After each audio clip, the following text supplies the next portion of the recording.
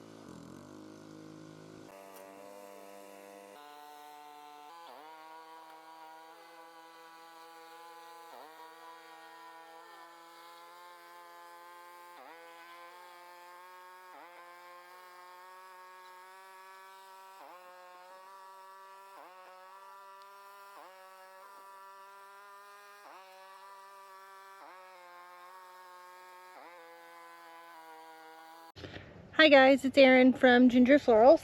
Today I've been the last couple days I've been working on clearing out these first ranunculus beds.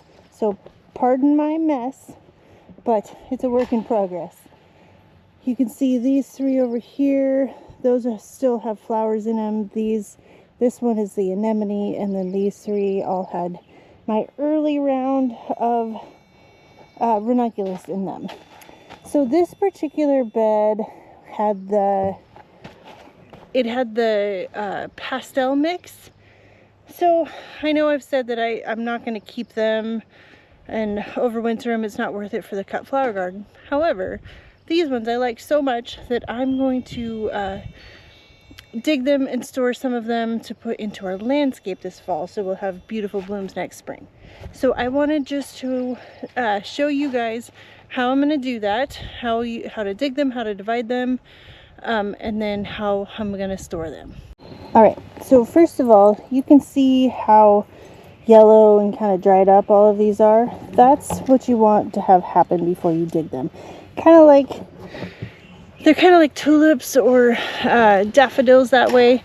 They bloom and then you leave them in the ground so they can absorb all the energy and wait until they start to die back, which usually happens when it starts to warm up, at least around here. And then they're ready to be dug and stored. So I'm going to start with this one.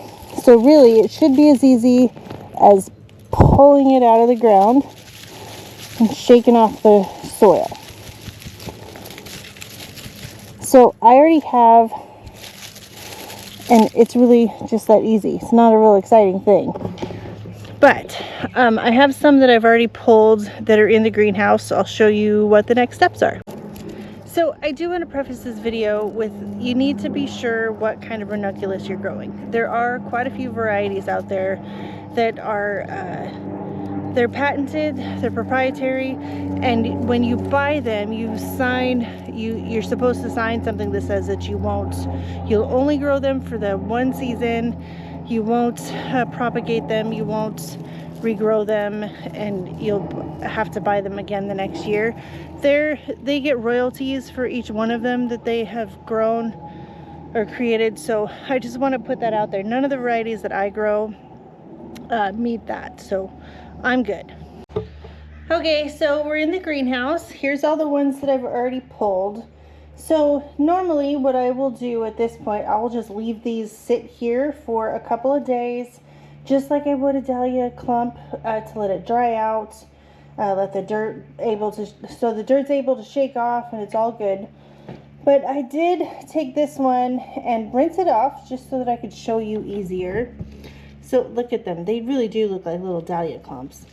But you can see here on this one, there's one set of green and then another set. And this started out as one clump, but it created a second one throughout the season. So what I'm going to do is gently grab these two and sort of shake them apart. It's easier after a couple days So look at that. We have 2 new clumps. So each one of these, I'm going to let them sit here. I'm going to let them sit here and dry out. And then once everything is all good and dried up, all I have to do is cut off the greens, and then put them in a paper bag, and I store them in the garage. They just need to be dry and fairly cool. You don't want them scorching hot, and you don't want them freezing, but just cool and dry is all they need. They store really easily. And then in the fall, when I get all the other ones in from my order, I'll take them and pre-soak them and then plant them out into the garden where everything else is. I think right now I'm thinking I'll put them in the St. Francis garden, because if you can see those pink and orange blooms now, I can only imagine next spring. So I'm also planning to keep all of my white anemone. Now here in this zone, I don't actually have to dig them. I can leave them right where they're at, and they will bloom year over year just fine. They're basically perennial bulbs here. However, I don't want to keep them in that same bed, because I'm going to turn that whole bed into ranunculus next spring. So I'm going to dig those and find another place, probably in amongst the other gardens also. They're just so beautiful, and they're so hardy, and they take almost no effort.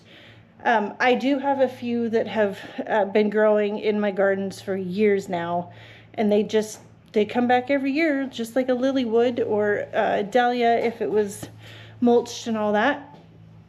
So yeah, I just wanted to make sure that you guys knew how to do it. It's just about the time of the year to start swapping beds, which is crazy to me, and pulling plants out. And these guys in particular, because I just love those colors so much this spring. I want to have some just for my own gardens. Not every single flower that I grow do I want to cut. So yeah, so I hope that you enjoyed this. I hope that it was informative. If you have any questions, if I missed something, which is entirely possible, let me know in the comments, and I try to respond to everybody. So leave me a comment, and I will see you guys in the next video. Bye.